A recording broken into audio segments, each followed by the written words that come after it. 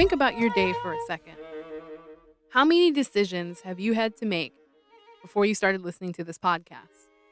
Are you someone who plans your decisions, or do you make them up as you go? In fact, listening to this podcast was a decision in itself, and I'd say it's a pretty good one. Now, I don't know about you, but sometimes life feels like this never ending task list. You cross one thing off, and in 10 seconds, 11 more things get added. Decision after decision after decision. Well, here at Street Level, we found that many people were worried and planning their futures, especially in these totally precedented times. From college to job hunting to money to housing, the list goes on and on. Hey everyone, it's Taikira, creative editor right here at Mildsauce. And we invited four multimedia journalists to create podcasts in response to this season's theme, Growing Up. Today, we'll hear from Fadi, who asked the question, which was better, high school or middle school? Here is Oh, the Good Old Days. The transition from elementary to high school, the good old days where stress wasn't even a thing. For some of us, this was a big step for them since they were transferring to a whole different school. When I was in middle school, I thought of high school as the movies. I thought there would be a group of people going around and picking on students. That made me nervous, and I thought that high school might be a disaster for me. Also, since we had to choose our own classes, that frightened me since I did not know what classes I wanted to take and which ones were the best fit for me. For instance, there were different classes to choose from along with level of difficulty.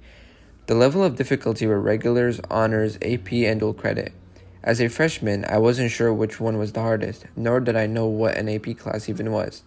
As time went on in high school, I realized how much fun middle school was.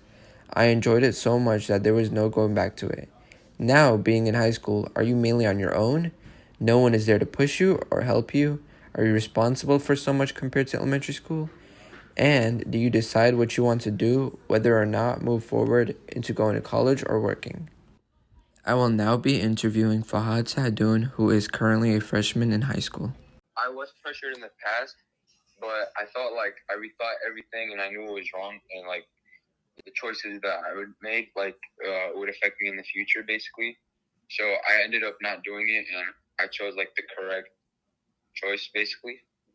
I think I was more comfortable in middle school because it was really close to the elementary year, and my sixth grade year was I knew everyone and I met a lot of people.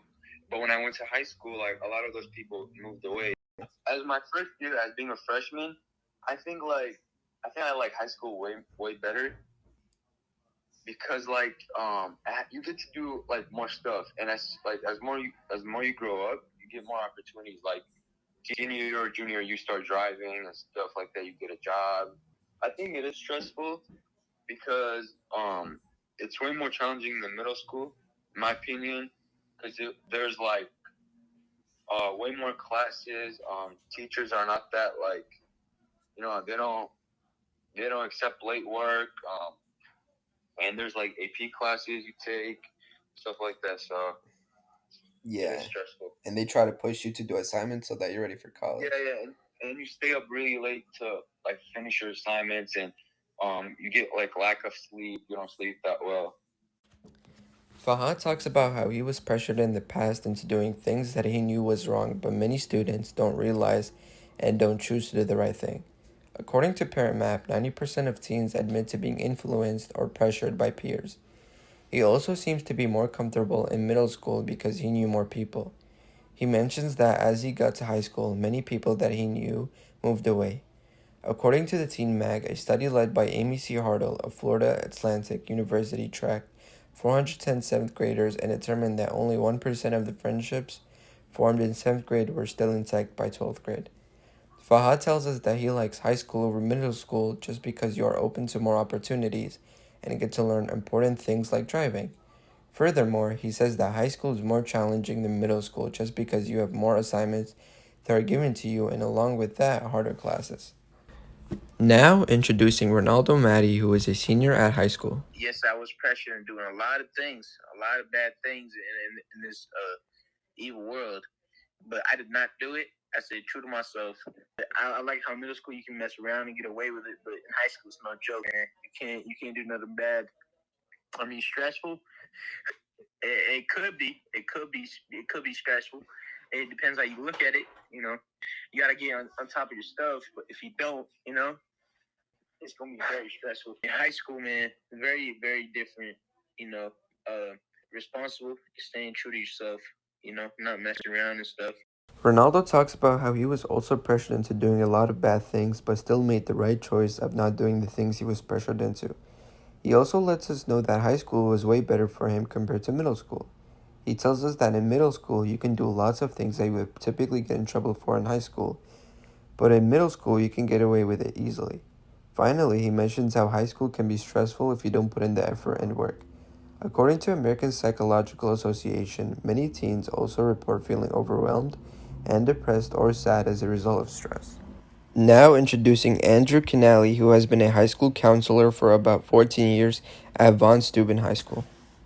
In high school compared to middle school, I think students are getting less sleep because there is more work. I also feel that students are obviously older and feel that they should be able to stay up later and use that to leverage against their parents. And so more time is spent awake, not only doing schoolwork, but also, engaging in other activities, whether it be watching TV, or in this day and age, maybe more time spent on devices, video games, or the internet, social media. So I think it's a product of both the technology and a student's age, as well as the rigor and the amount of homework a student is assigned. Well, sadly, I think more students are coming in addicted to devices. Um, I'm going to have a high schooler myself next year. And even though I limit him pretty strongly on his device usage, I also think he's addicted. And, the reason is those devices are designed to be addictive. And, you do any research on, the people that create apps and devices, that is their goal. That's their job. And I think that I see less interpersonal communication happening between students. For instance, when I go up to the lunchroom and if I'm looking for a student, I am sort of horrified that I look around the lunchroom and there'll be 20 kids at a table, but no one is talking to each other. They're all staring at their devices.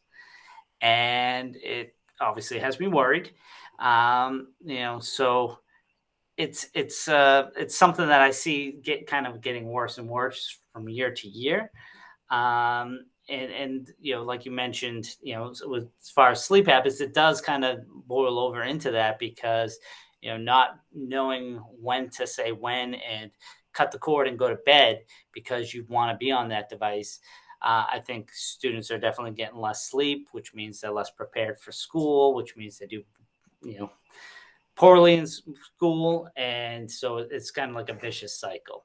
And I sadly see it getting worse and worse each year with freshmen.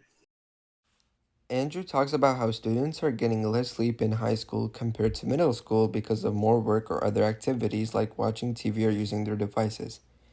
According to the new mag, additionally, according to the American Academy of Sleep Medicine, teens need between 8 and 10 hours of sleep, yet research shows that up to 73% of high school students don't get a healthy amount of sleep. Furthermore, Andrew says that he has a son who is going to high school next year and claims that he is addicted just like the other students. According to Dr. John, 77% of parents say their teens get distracted by their devices and don't pay attention when they're together. In addition, he says that whenever he's looking for a student in the lunchroom, mostly everyone is on their phones no matter how much students are at the table.